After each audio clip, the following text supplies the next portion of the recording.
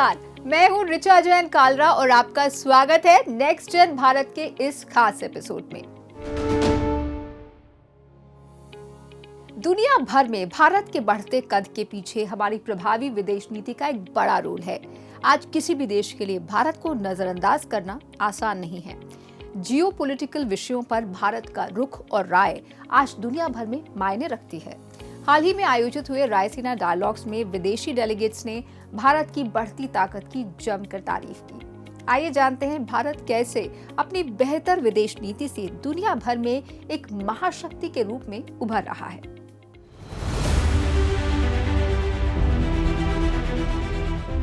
वैश्विक पटल पर आज भारत अपनी विदेश नीति की सफलताओं की नई नई गाथाएं लिख रहा है।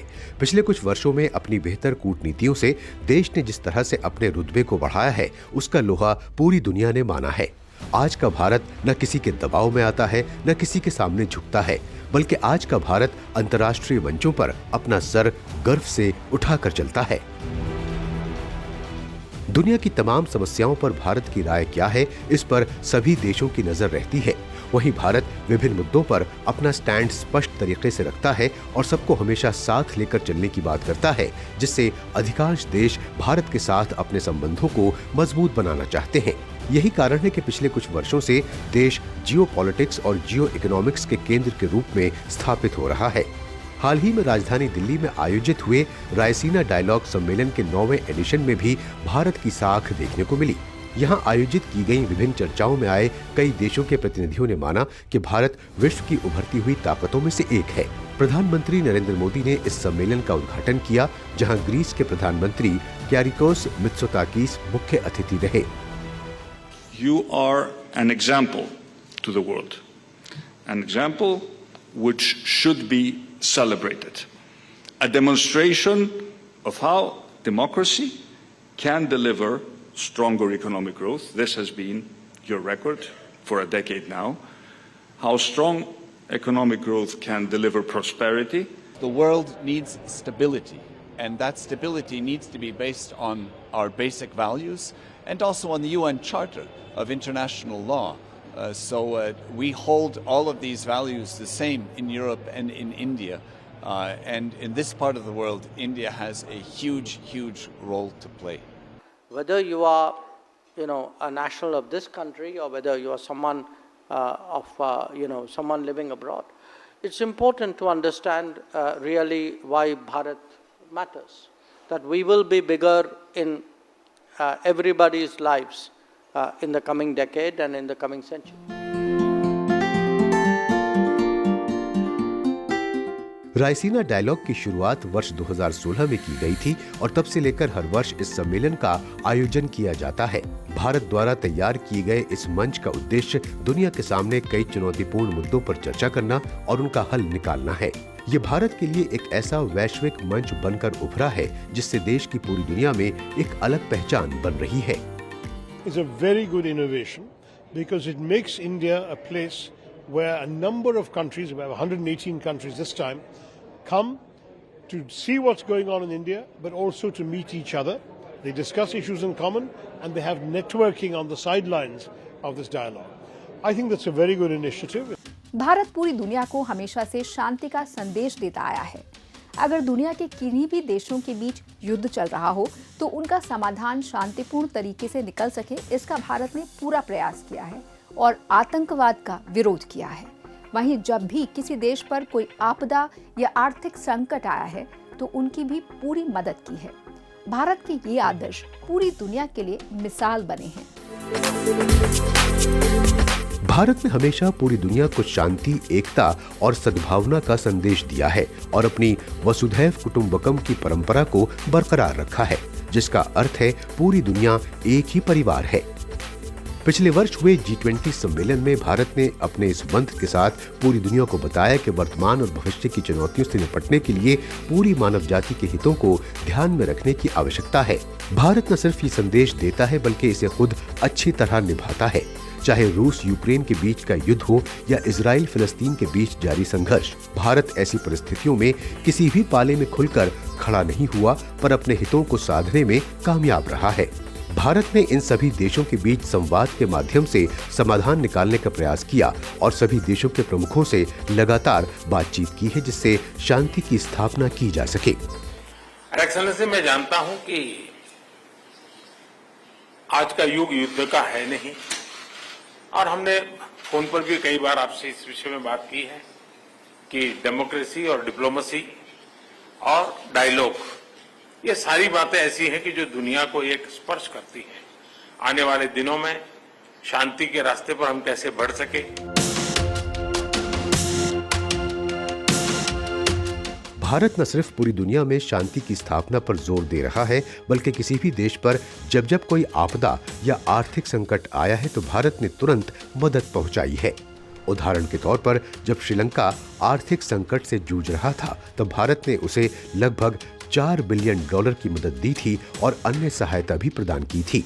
वहीं जब तुर्की में विनाशकारी भूकंप आया था तब भी भारत ने यहां तुरंत सहायता पहुंचाई थी और यहां जाकर भूकंप पीड़ितों की मदद की थी, जिसमें NDRF और भारतीय सेना ने कई मेडिकल कैंप्स लगाए थे, जिससे काफी लोगों को बचाया गया था। Your Indian group has just arrived and helped us really much, and I felt really alone. But when they come here, I felt they secure again. Thank you so much for your support. Bharat द्वारा उठाए गए इन्हीं कदमों से पूरी दुनिया में देश को एक अलग पहचान मिली है। वहीं पिछले कुछ वर्षों से पूरी दुनिया की परिस्थितियों में काफी बदलाव आया है और भारत इस नई वैश्विक व्यवस्था में अपनी अहम जगह बनाता जा रहा है, जिससे बदलते भारत की नई तस्वीर पेश हो रही है।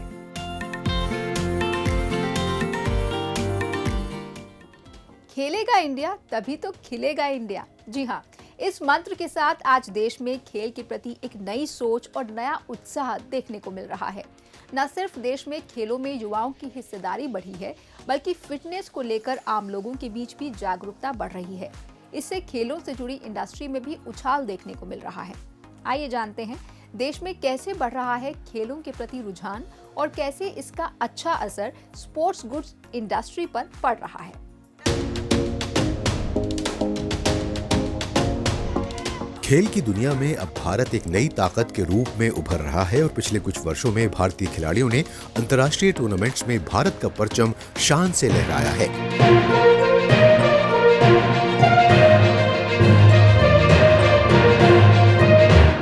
इसके पीछे कारण है देश में खेल को बढ़ावा देने वाली सरकार की दूरदर्शी सोच, जिससे अब खिलाड़ियों को उनकी प्रतिभा के आधार पर उचित अवसर मिल रहे हैं और बेहतर इंफ्रास्ट्रक्चर का निर्माण किया जा रहा है। देश भर में चलाया जा रहा खेलो इंडिया का अभियान इसी दिशा में उठाया गया एक अहम कदम है। इसके अंतर्गत विभिन्न खेलों में खिलाड़ियों को एक बेहतर अवसर दिया जा रहा है, जिससे वो अपनी प्रतिभा को निखार सकें। इसका लाभ कई युवा खिलाड़ी जमकर उठा रहे हैं। इस अभियान के तहत खिलाड़ियों को बेहतर सुविधाएं प्रदान की जा रही हैं और टूर्नामेंट्स का आयोजन किया जा रहा है। इससे छोटे शहरों और कस्बों से आने वाले खिलाड़ियों को एक ऐसा मंच मिल रहा है जिससे वो खेल में अपने भविष्य को उज्जवल बना सकें। पहले हमारे इन युवाओं को सही प्लेटफॉर्म के लिए इंतजार करना पड़ता था। आज खेलो इंडिया अभियान के तहत देश इन प्रतिभाओं को खुद तलाश भी रहा है, तराश भी रहा है।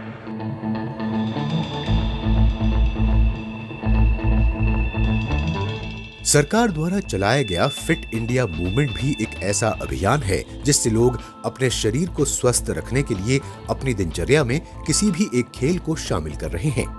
खेल को लेकर पूरे देश में बदलते ऐसे माहौल से न सिर्फ देश में खेल को बढ़ावा मिल रहा है, बल्कि इस क्षेत्र में स्पोर्ट्स गुड्स इंडस्ट्री यानी खेल का सामान बनाने वाले उद्योग को भी काफी लाभ मिल रहा है। पिछले कुछ वर्षों से स्पोर्ट्स इक्विपमेंट की मांग लगातार बढ़ रही है, जिससे इस क्षेत्र में नए आयाम स्थापित हुए हैं। फ्यूचर बहुत अच्छा है, ब्राइट है फ्यूचर, क्योंकि फ्यूचर ब्राइट है। क्योंकि जैसे पहले 10 प्लेयर खेलते तब खेलो इंडिया ने उसको क्रिएट कर दिया, एक ऐसी चीज़ क्रिएट कर दी कि हर बच्चा कहता है यार मैं भी कोई ना कोई गेम्स में पार्टिसिपेट करूं। उससे क्या हो रहा है कि जो अंदर बैठे गांव-गांव में बंदे बैठे थे, अब शहरों के बंदे भी जो है ना, बच्चे हैं जो वो भी आना चाह रहे हैं।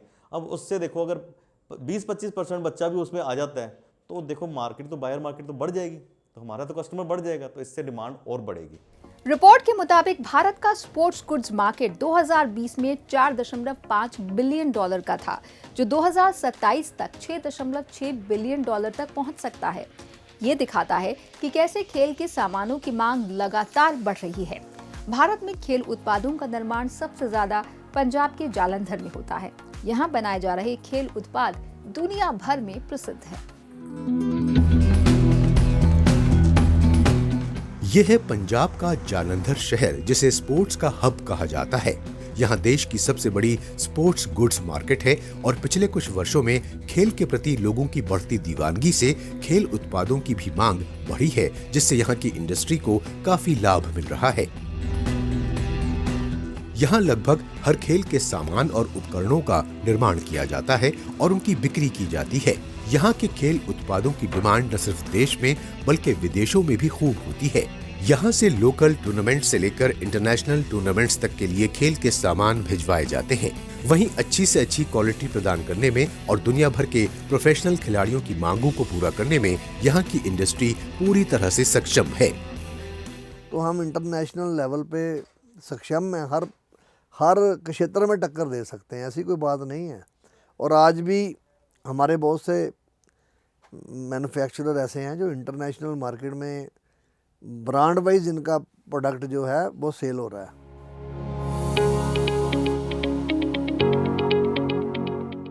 भारत की ये इंडस्ट्री मेक इन इंडिया और आत्मनिर्भर भारत अभियान को बल देने में भी अपना महत्वपूर्ण योगदान निभा रही है।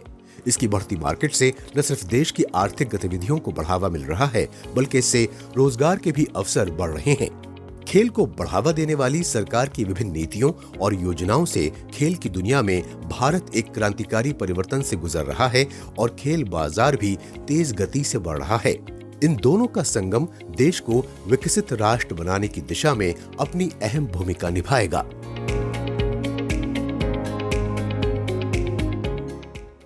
रियल एस्टेट भारत में तेजी से बढ़ता हुआ एक ऐसा सेक्टर है जिसका देश की अर्थव्यवस्था में एक बड़ा योगदान है। वहीं ये रोजगार पैदा करने के मामले में भी दूसरा सबसे बड़ा क्षेत्र है। पिछले कुछ सालों में इस क्षेत्र में लगातार बढ़ोतरी देखी जा रही है। एक रिपोर्ट के मुताबिक भारतीय रियल एस्टेट का बाजार 2047 तक $5 ट्रिलियन से ज्यादा का हो जाएगा। आइए जानते हैं कैसी है भारत में रियल एस्टेट की मौजूदा स्थिति और कैसे इसके उद्योग में नए आयाम स्थापित हो रहे हैं।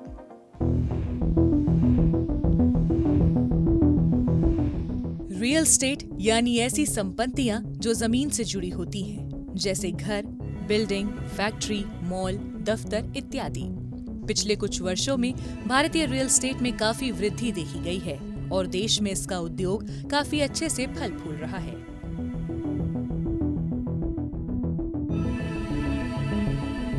देश की बढ़ती जनसंख्या, शहरीकरण और बड़े पैमाने पर होता इंफ्रास्ट्रक्चर का निर्माण इस क्षेत्र के लिए काफी लाभदायक साबित हो रहा है।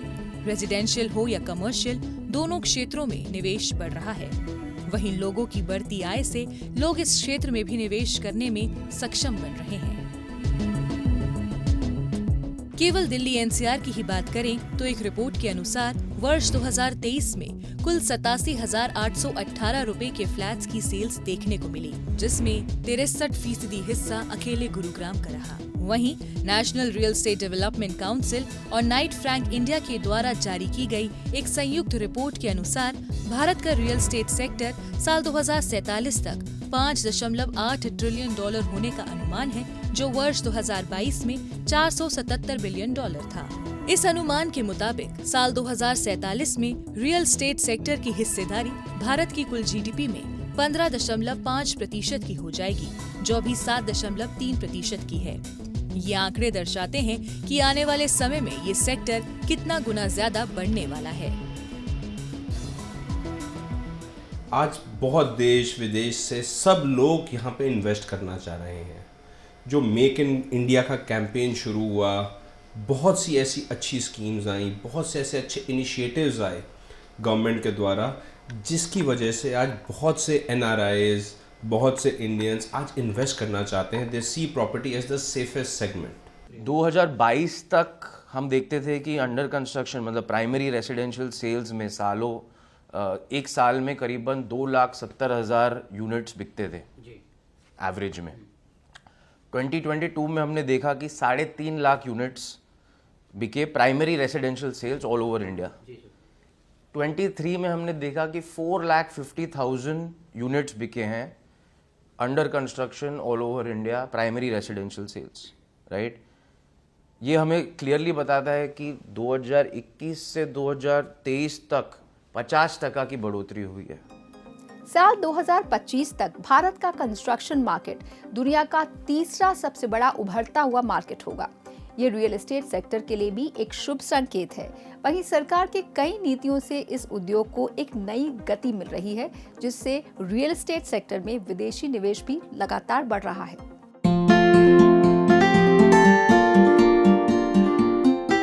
सरकार की महत्वाकांक्षी योजनाएं जैसे मेक इन इंडिया और FDI यानी प्रत्यक्ष विदेशी निवेश की नई नीतियों ने व्यापार को आसान बनाया है और इंफ्रास्ट्रक्चर के निर्माण में भी सुधार किया है, जिससे रियल एस्टेट सेक्टर में विदेशी निवेश भी लगातार बढ़ रहा है। आंकड़ों के मुताबिक इस सेक्टर में वर्ष 2017 से 2022 के बीच 26.6 बिलियन अमेरिकी डॉलर का विदेशी निवेश हासिल हुआ है।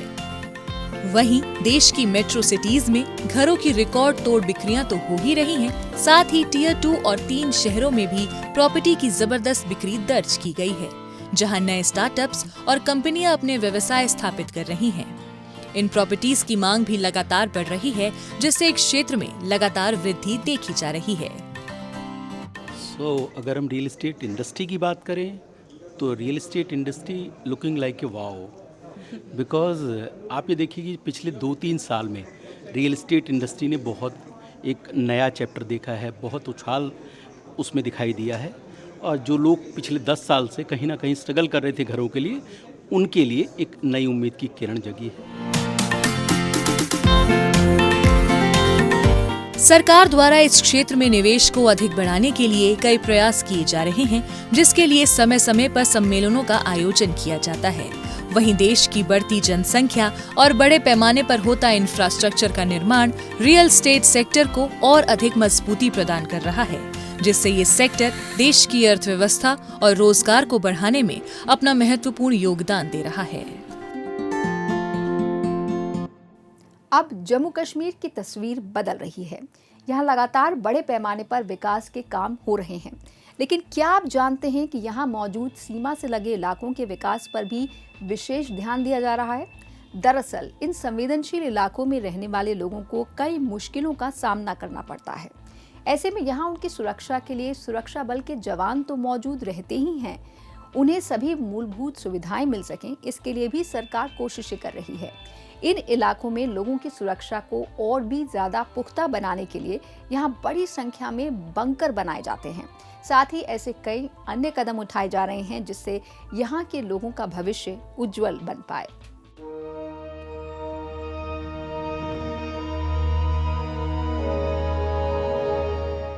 ये है जम्मू जिले का सीमावर्ती इलाका बिश्ना, जहां एक अच्छी खासी संख्या में लोग रहते हैं।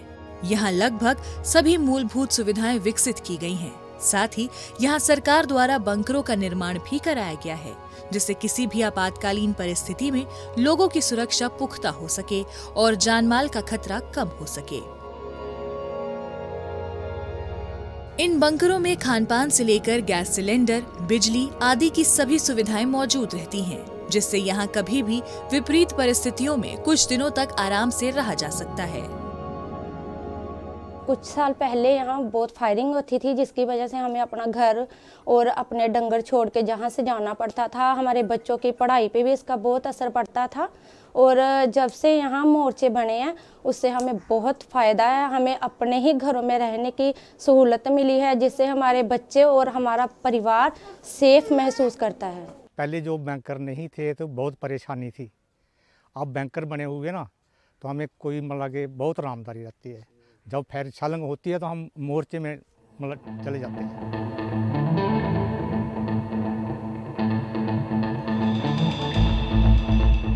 ऐसे ही जम्मू कश्मीर के निर्माण में नियंत्रण रेखा के पास मौजूद अन्य इलाकों में भी बंकर का निर्माण किया गया है। कई इलाकों में बंकर्स बनकर तैयार हो गए हैं तो कुछ जगहों पर इनका निर्माण कार्य जारी है। भारत सरकार ने वर्ष 2018 में 415.73 करोड़ रुपए की लागत से 14,460 बंकरों के निर्माण को मंजूरी दी थी, जिसके अंतर्गत पहले चरण में 9,000 बंकर बनने थे, जिनमें से 8,000 से ज्यादा बंकर बनकर तैयार हो गए हैं।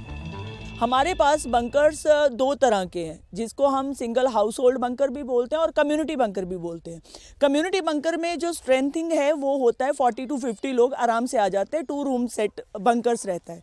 तो जो हाउस होल्ड का बंकर है वो एक सिंगल 12x12 या 10x10 का, ऐसे अकॉर्डिंग द स्पेस वो ऐसा बंकर रहता है। जो 18 मिड में ये बंकर्स बनने स्टार्ट हो गए थे, तो इसमें काफ़ी लोगों ने उनको जब जगह बताई कि ये जगह सेफ़ है, ये अनसेफ है, तो वैसे करके यहाँ पे बंकर्स जो हैं वो बने हैं।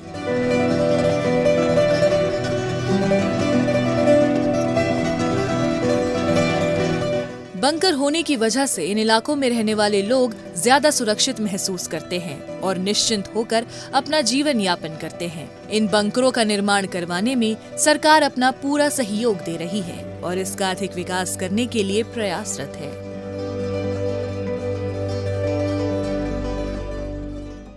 जम्मू कश्मीर के दूर दराज के इलाकों में रहने वाले बच्चों और महिलाओं का जीवन और भी बेहतर बनाने के लिए सरकार की कई योजनाएं चल रही हैं। साथ ही इन इलाकों में बेहतर इंफ्रास्ट्रक्चर का निर्माण किया जा रहा है, जिससे यहाँ के लोगों में अब एक उम्मीद की किरण जगी है।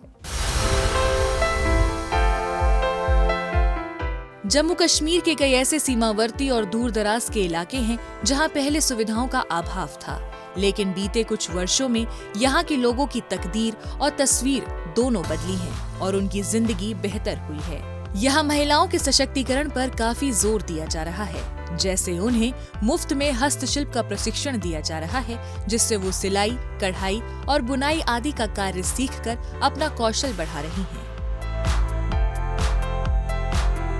इसके लिए उन्हें प्रशिक्षण के दौरान आर्थिक सहायता दी जाती है और परीक्षण के बाद उन्हें इस क्षेत्र में नौकरी व खुद का व्यवसाय स्थापित करने के लिए भी मदद प्रदान की जाती है।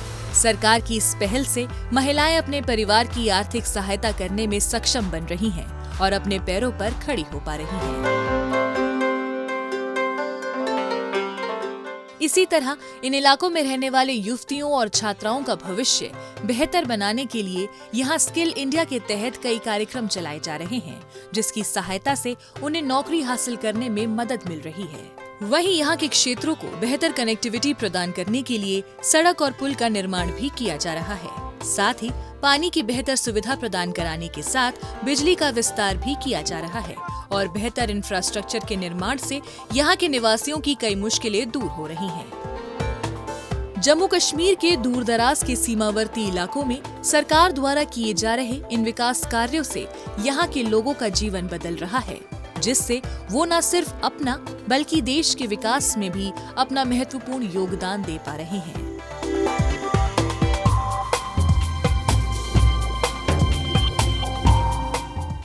आज के शो में फिलहाल इतना ही। हमसे जुड़ने के लिए आपका धन्यवाद। आप सभी से फिर मिलेंगे नेक्स्ट जन भारत के अगले एपिसोड में। नमस्कार।